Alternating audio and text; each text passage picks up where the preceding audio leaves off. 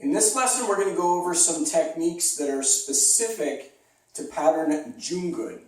So these are techniques that we don't practice as part of the foundation movement exercises, but they're movements that you have to know for the pattern. So first and foremost, we have front leg front snap kick in an L stance.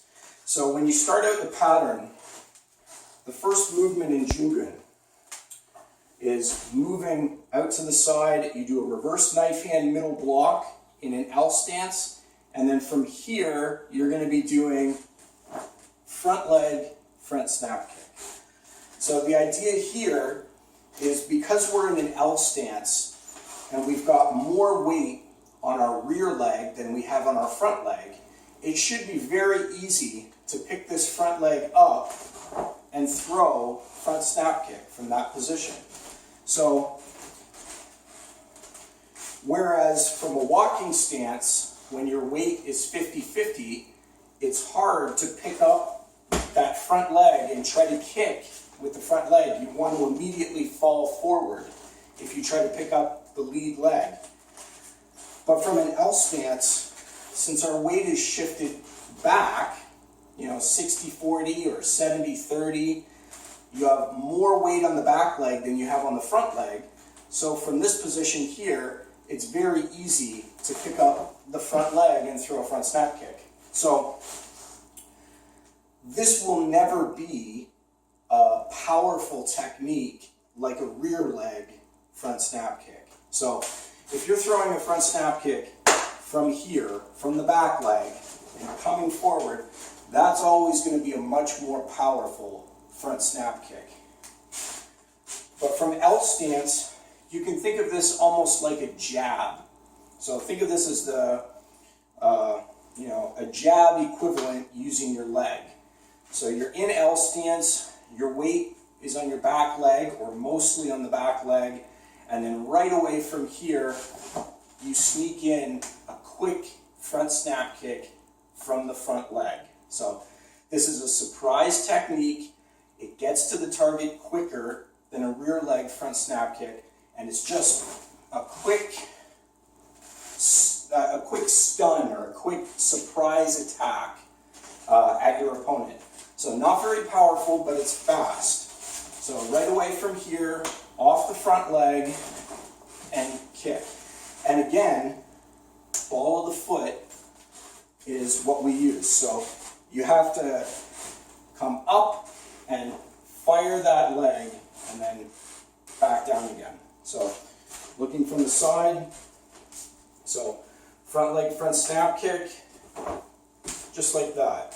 So from here, if I have right leg forward, there's front leg front snap kick.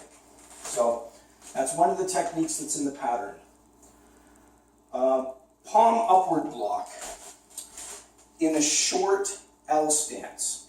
So I don't think we've talked about short L stance previously, and this is a new stance once again. So we've done L stance where you have most of the weight on your back leg, 70-30, or some schools say 60-40 weight distribution, back leg to front leg. Excuse me. Short L stance, your foot is brought much closer in than it is in a regular L stance.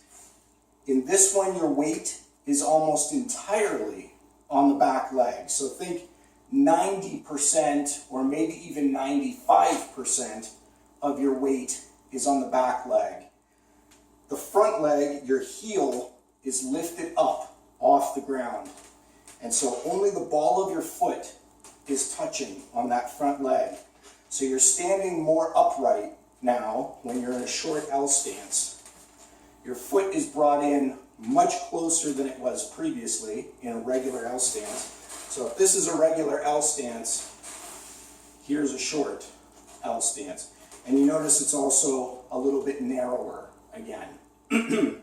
So from here, I'll show it the other foot as well. So if this is a regular L stance like this, Then a short L stance, you're bringing this foot in and you're raising the heel up like this. So this is short L stance. Looking from the side. So here would be L stance, short L stance, bringing this foot in and raising the heel up.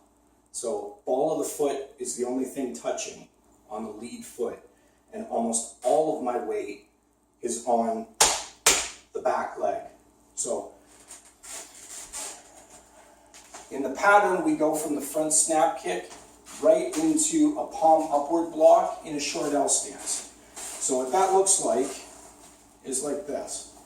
So from here, we block, we do a regular L stance at first, reverse knife hand middle block, front leg front snap kick, put the foot down on the ground, and then palm upward block in a short L stance. I want to make sure that I'm on camera here for this. So block, so you can see we blocked an attack, immediate counter attack, and then stepping forward, palm upward block. And you can see how close the feet are together. There's a little more than a foot, foot and a half spacing, maybe, between my feet. So here, and all the weight on my back leg. So, and we're kind of getting into it. We know palm upward block from previously because we've practiced that in regular L stance. So you're familiar with palm upward block.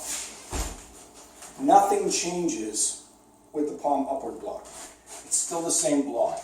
The only difference is now we're doing it in a short L stance. So short L stance. So looking from the side,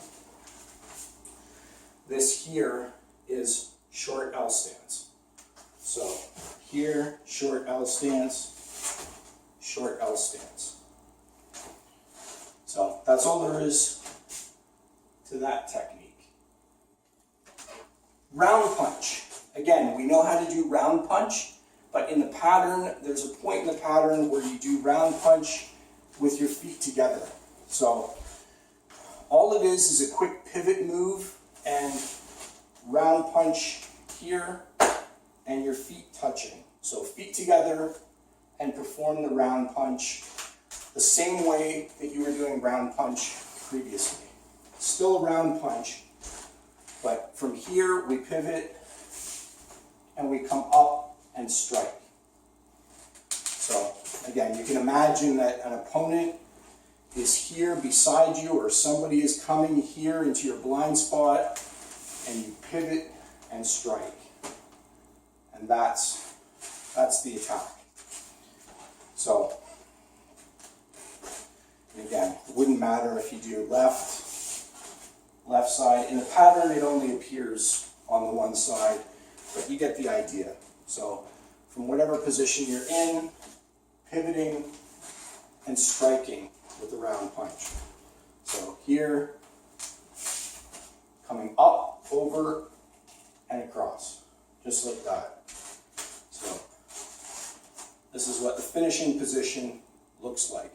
So your body is very upright in this position when you have your feet together. Same stance as attention stance when we do our bowing.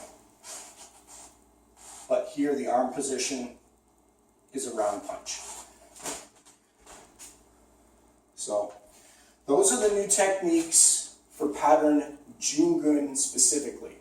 And like I said, we don't practice these as part of foundation movements, but you have to know them because they appear in the pattern. So that's it for this lesson.